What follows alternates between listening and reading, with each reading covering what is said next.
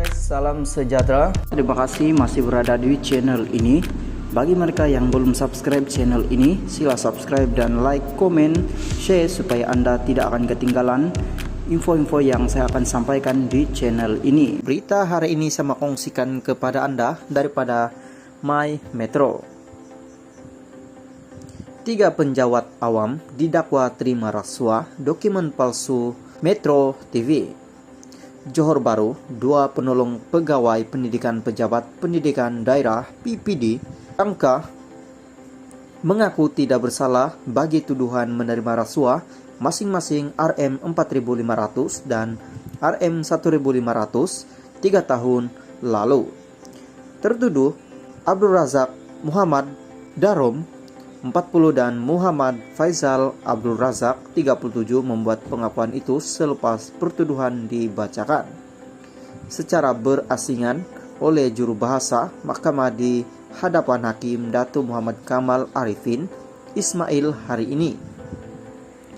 Berdasarkan kertas pertuduhan, Abdul Razak didakwa diberikan uang sebanyak Rm4.500 daripada kerani di College Vocational Pago Siti Aminah Nahar 39 sebagai bayaran bagi perkhidmatan penyediaan makanan jamuan atau musyarat bagi seminar kecermalangan guru pendidikan Islam Sekolah Menengah Kebangsaan SMK dan Sekolah Kebangsaan SK 2019.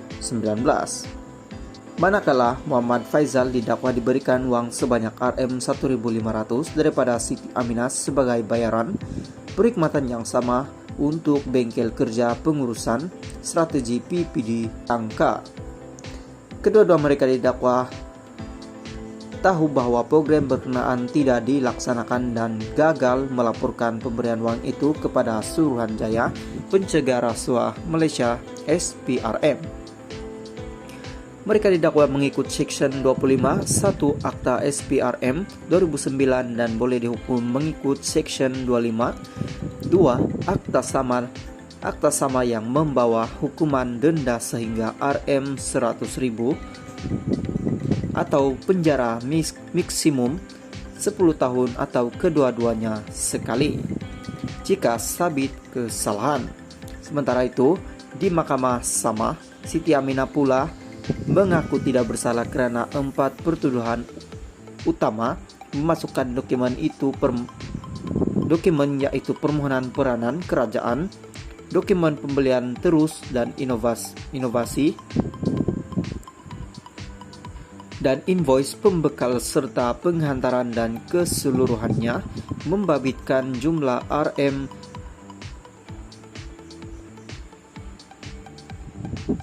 12.202.202 dengan nilai supaya dokumen palsu itu digunakan untuk tujuan menipu.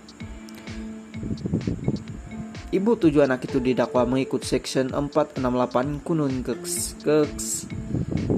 Keseksaan yang memperuntukkan hukuman penjara maksimum 7 tahun dan denda jika sabit kesalahan. Guys, salam sejahtera. Terima kasih masih berada di channel ini. Bagi mereka yang belum subscribe channel ini, sila subscribe dan like, komen, share supaya Anda tidak akan ketinggalan info-info yang saya akan sampaikan di channel ini. Berita hari ini saya kongsikan kepada Anda daripada Berita Harian. PM umum pelbagai bantuan Rm150 untuk semua murid pada Januari. Kuala Lumpur, Datuk Seri Anwar Ibrahim mengumumkan beberapa bantuan bagi minimumkan impak kenaikan kos sara hidup yang perlu ditanggung rakyat.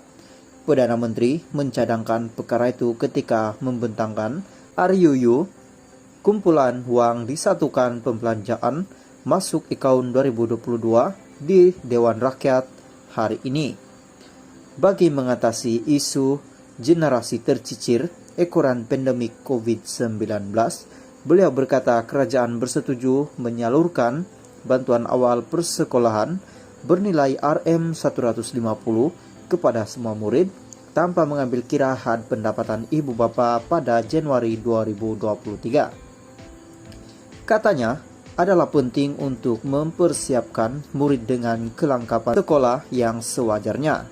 Selain keperluan pembelanjaan, rancangan makanan, tambahan RMT dan pembelian buku teks. Golongan belia juga memerlukan kelangsungan peluang pekerjaan bagi meraih rezeki dengan diorang pelaksanaan gaji antara RM15 ringgit sehingga 2000 RM2100. Kerajaan akan menyediakan tawaran 50.000 peluang kerjaya secara kontrak termasuk 35.000 oleh syarikat berkaitan kerajaan GLC melalui program My Step untuk tahun depan. Selari pengumuman awal saya selaku Perdana Menteri, isu kos sara hidup adalah keutamaan. Maka adalah penting RUU ini diluluskan bagi membolehkan penyaluran bantuan kebajikan masyarakat kepada isi rumah miskin, warga emas, dan orang kelainan upaya. OKU katanya, Perdana Menteri antara lain turut mengumumkan bantuan tunai ringgit yang dilaksanakan sebelum ini akan diteruskan dengan bayaran bantuan tunai rakyat fase 1 akan disalurkan lebih awal yaitu pada Januari 2023. Katanya, bayaran fase 1 akan memanfaatkan hampir 9 juta penerima dengan peruntukan RM2 billion, membabitkan kaedar RM300 bagi setiap isi rumah dan RM100 untuk penerima bujang. Selain berharap ia akan membantu meringankan beban tanggung jawab ditanggung rakyat ketika ini. Kerajaan akan terus memastikan kebajikan pekebun kecil getah walaupun musim tengkujuh. Setakat ini kerajaan telah pun menyalurkan bantuan musim tengkujuh BMT bagi November dan Desember ini dengan bantuan keseluruhan RM600 kepada hampir 320.000 pekebun kecil getah. Sukacita, sebagai tambahan kerajaan bercadang menyalurkan bantuan tambahan sebanyak RM200 kepada pekebun kecil getah Januari ini. Kerajaan Perpaduan amat berterima kasih kepada kesungguhan tidak berbelah bagi anggota awam dalam menyampaikan perhikmatan terbaik kepada rakyat. Kerajaan memang silih berganti, tetapi penjawat awam kekal setia dan dedikasi demi negara, katanya. Perdana Menteri berkata, kerajaan juga bersetuju memberikan kenaikan gaji tahunan tambahan khas 2023 bernilai RM100 ringgit kepada semua penjawat awam grade 11 hingga 56. Beliau berkata kerajaan juga bersetuju memberikan bantuan khas keuangan kepada 1,3 juta penjawat awam grade 50